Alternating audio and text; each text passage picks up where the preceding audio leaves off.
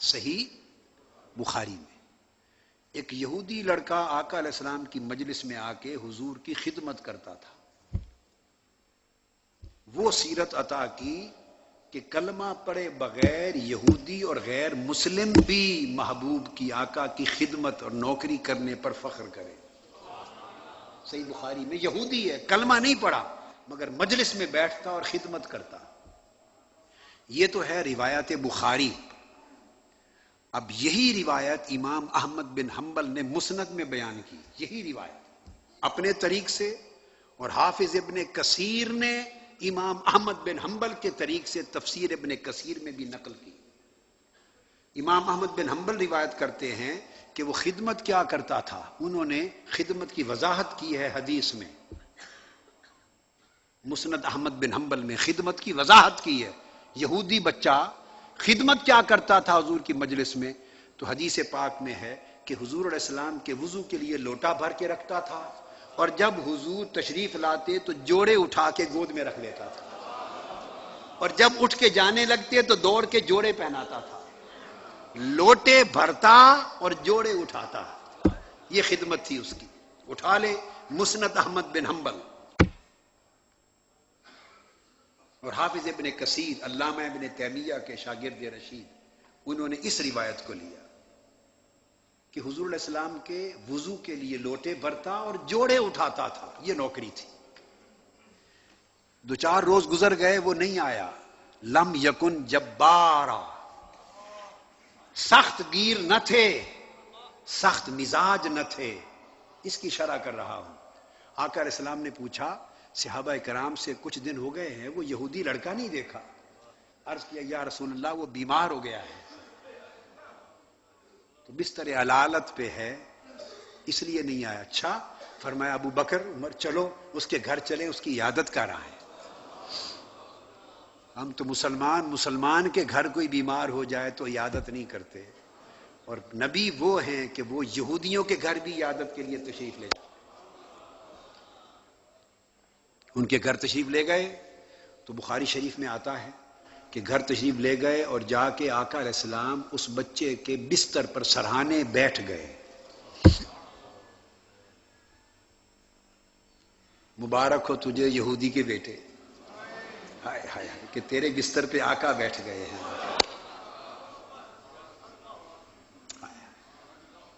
کاش اس جگہ ہم ہی ہوتے. آقا بستر پہ بیٹھ گئے. اب ہمیشہ حضور کی مجلس میں آتا تھا، واز سنتا، قرآن کی آیتیں سنتا، حدیثیں سنتا. نہ اس نے کلمہ پڑھا اور نہ آقا علیہ السلام نے کبھی اس کو فرمایا کہ کلمہ پڑھ لو. بیٹھتا حضور کی مجلس میں تھا مگر فرمایا نہیں. یہ آداب دعوت و تبلیغ ہے. یہ آداب دعوت و تبلیغ ہیں، اس لیے کہ بات گفتار سے نہیں بنتی، کردار سے بنتی. اب اس کے گھر تشریف لائے ہیں عیادت کے لیے، تو اس کے سرانے بیٹھ کے فرمایا یہودی کے بچے کو کہ بچے میرا کلمہ پڑھ لو، اسلام قبول کر لو، کلمہ پڑھ لو. اس بچے نے اپنے باپ کی طرف مڑ کے دیکھا. یہ سب حدیث صحیح بخاری میں ہے اور مسند احمد بن حنبل. باپ کی طرف مڑ کے دیکھا، باپ خاموش کھڑا رہا. بچہ بھی باپ کے ڈر سے چپکے سے بیٹھا لیٹا رہا. آقا علیہ السلام نے دوبارہ فرمایا میرا کلمہ پڑھ لے. اس نے پھر باپ کی طرف دیکھا. جب دوبارہ دیکھا تو تھا تو یہودی، مگر کہنے لگا بیٹے مجھے کیا تکتا ہے، ابو القاسم جو فرماتے ہیں مان لو. بچے یہ مصطفیٰ ہر ایک کے گھر تھوڑا جا کے دعوت دیتے رہتے ہیں کلمے کی. تمہارے گھر آئے ہیں آج دعوت دینے، مجھے کیوں دیکھتے ہو، کلمہ پڑھ لو. بچے نے کلمہ پڑھ لیا. آقا علیہ السلام خوش ہو گئے، دعا کی، تشریف لے گئے. قدم مبارک گھر سے باہر رکھا، بچے کی روح قفس انصری سے پرواز کر گئی. نگاہ نبوت سے دیکھ لیا تھا کہ ملک الموت پہنچ چکا ہے، روح قبض ہونے والی ہے، اور غیرت نبوت نے، غیرت رحمت نے گوارا نہ کیا کہ ہو ساری زندگی میرے جوڑے اٹھانے والا، ہو ساری زندگی میرے وضو کے لوٹے بھرنے والا اور جوڑے اٹھانے والا، اور ابھی مرنے کا وقت قریب ہے، جائے جہنم میں، مصطفیٰ کے جوڑے گوارا نہیں کر سکتے تھے کہ دوزخ میں چلے۔ تو حدیث پاک کے لفظ ہیں، آقا علیہ السلام ادھر گلی میں نکلے اور ہاتھ اٹھا کر فرماتے جا رہے تھے، الحمدللہ الذی انقذہ اللہ بی من النار، اس اللہ کا شکر ہے جس نے میرے صدقے سے اس بچے کو دوزخ سے نکال لیا۔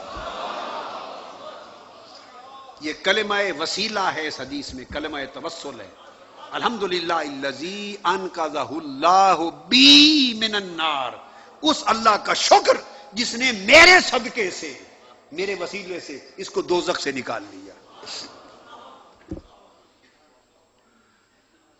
اب یہاں ایک بات کہنے کی جسارت کروں گا، آقا علیہ السلام کی تو شان یہی تھی جو آپ نے فرمایا۔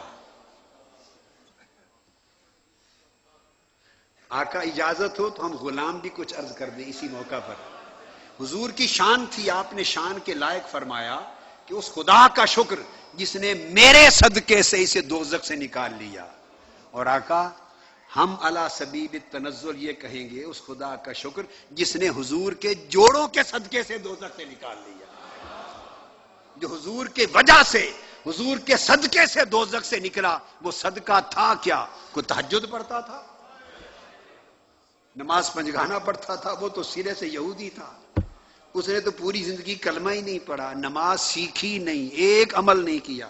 تو بتائیے اب دوزخ سے اگر بچا تو کس شے نے بچایا؟ ایک جھگڑا چلتا رہتا ہے مسلمانوں کے درمیان کہ محبت مقدم ہے یا عمل مقدم ہے۔ کیا جھگڑے ہیں! ایمان کی معرفت سے محرومی ہے اور کچھ نہیں ہے، کہ محبت مقدم ہے یا عمل اور اتباع مقدم ہے۔ میں تو نہ کسی کو مقدم کرتا ہوں نہ کسی کو مؤخر کرتا ہوں۔ اس حدیث کا نقطہ سمجھا دیتا ہوں، فیصلہ آپ کر لیجئے کہ وہ جو بچہ، یہودی کا بچہ دوزخ سے بچ گیا، وہ عمل سے بچا کہ مصطفیٰ کے جوڑوں کے صدقے سے بچا؟ اس کو دوزخ سے نکال کر جنت میں کس نے بھیجا؟ کوئی نماز پڑھی تھی؟ بولیے۔ حج کیے تھے، روزے رکھے تھے، تسبیح کی تھی، دعوت اور تبلیغ کی تھی، مسجدیں بنائی تھی، اللہ اللہ کیا تھا؟ وہ تو اس لمحے روح پرواز کرنے سے 1 منٹ قبل تک یہودی تھا،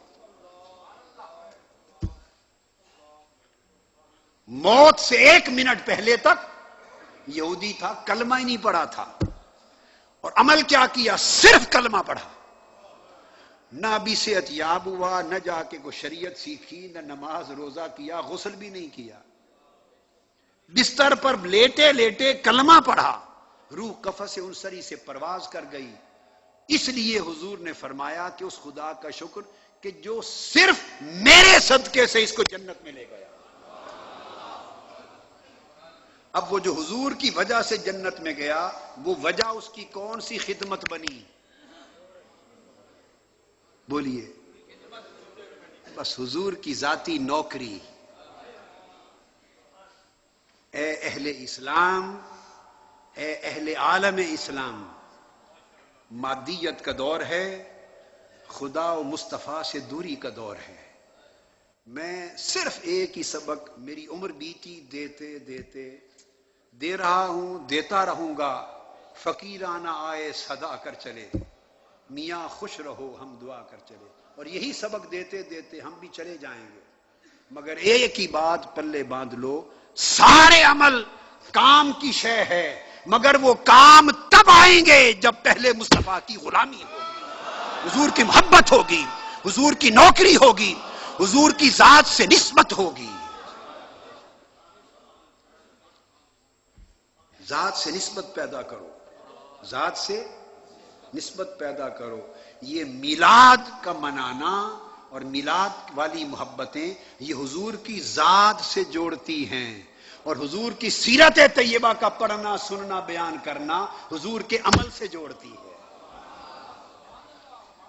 میلاد محبت کی شمع روشن کرتا ہے اور سیرت اعمال صالحہ کی شمع روشن کرتی ہے۔ دونوں لازم و ملزوم ہیں، مگر محبت مقدم ہے۔